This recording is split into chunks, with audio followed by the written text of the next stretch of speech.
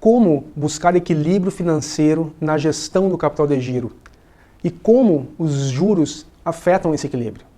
Nesse vídeo, iremos analisar o conceito de equilíbrio financeiro através das relações entre ativo e passivo circulante, bem como seus impactos na estrutura de taxa de juros nos financiamentos.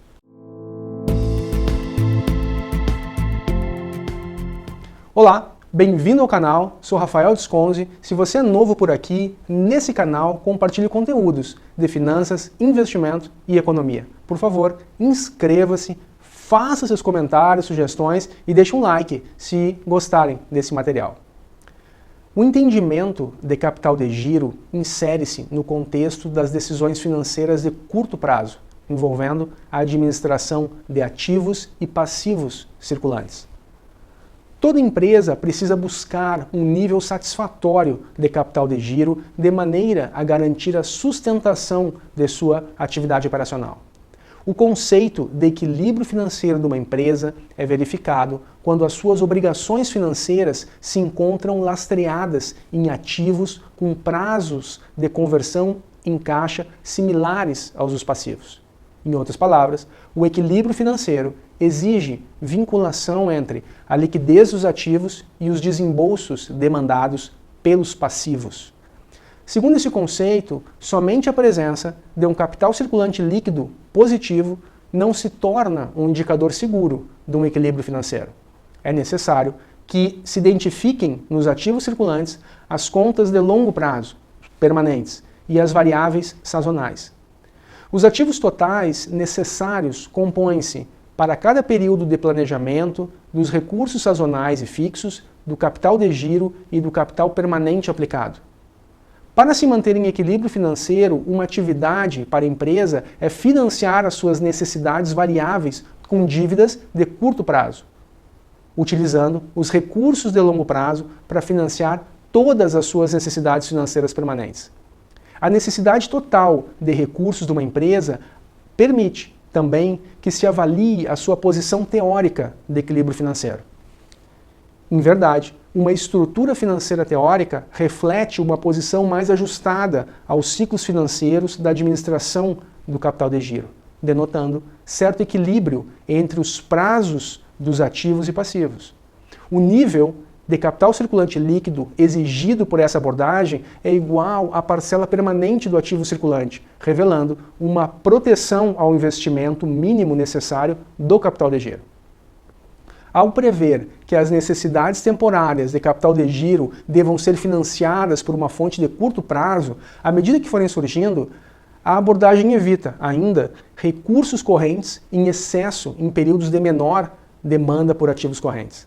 Observe que na definição das fontes permanentes de financiamento do capital de giro não é possível uma clara identificação da natureza desses fundos.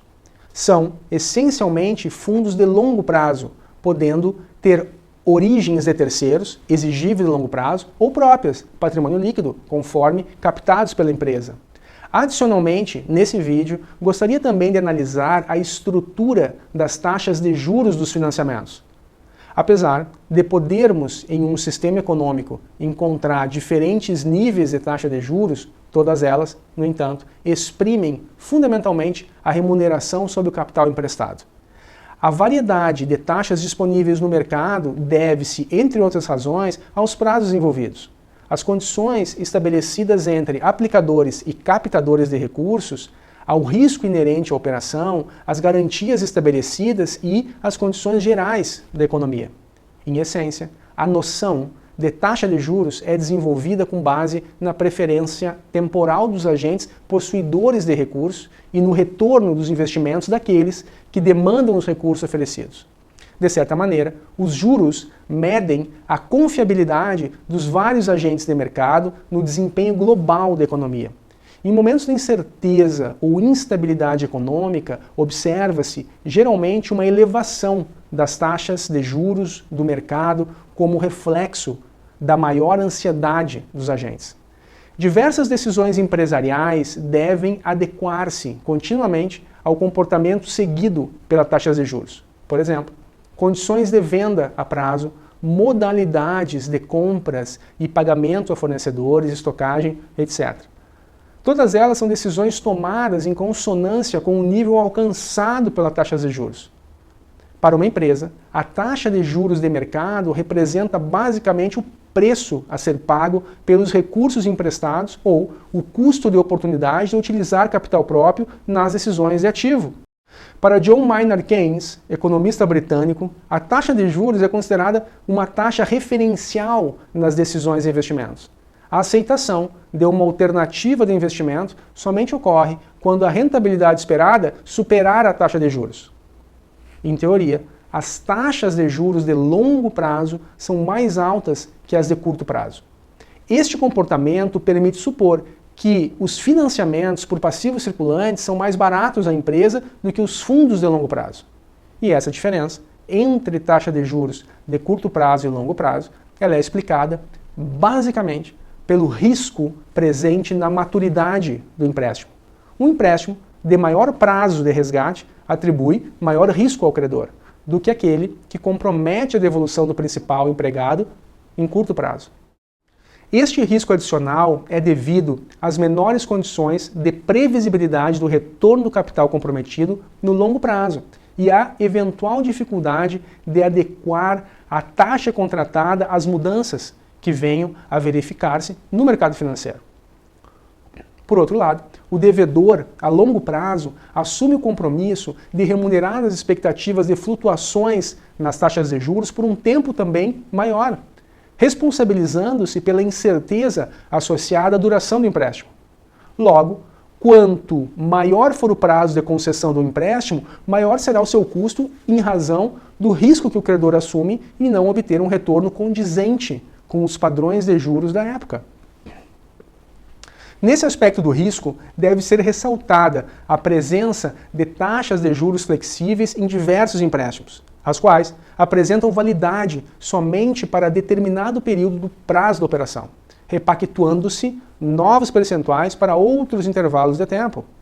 Essa prática, ela visa reduzir o risco das taxas de juros contratadas a longo prazo. Em diversos momentos de desajustes da economia, com taxas de juros em geral, bastante elevadas, é possível observar o custo do dinheiro a curto prazo situar-se acima do de longo prazo. Essa situação, no entanto, deve ser tratada como consequência de um desequilíbrio momentâneo da economia, um ciclo atípico, sendo improvável que ele prevaleça por períodos mais longos de tempo. Sempre que esse desequilíbrio se fizer presente na economia, no entanto, a análise risco e retorno, conforme descrita, tem suas conclusões alteradas. Com capital de longo prazo mais barato, torna-se possível a uma empresa promover simultaneamente um aumento em sua rentabilidade e uma redução do seu risco financeiro. Em condições inflacionárias, a taxa real de juros difere substancialmente da taxa nominal. Mais efetivamente, as taxas reais e nominais de juros somente se igualam na hipótese de estabilidade nos níveis gerais de preço. Em momentos de inflação, uma parte relevante dos juros de uma operação é oriunda de variação do poder aquisitivo da moeda, não identificando rigorosamente receita ou despesa financeira. O fenômeno inflacionário afeta as expectativas futuras das taxas de juros à medida que os agentes econômicos são incapazes de prever, com segurança, variações que venham a ocorrer nos níveis inflacionários. Evidentemente, quanto maior se apresentar o prazo da operação financeira, maior o risco de alterações nos níveis gerais de preço e suas influências sobre as taxas de juros. Em consequência, as taxas nominais de juros também crescem por prazos menores. Obrigado por assistirem, compartilhem a sua percepção sobre esse tema, espero que tenham gostado, não esqueçam de se inscreverem no canal, deixe seu like e nos vemos no próximo vídeo. Tchau, tchau!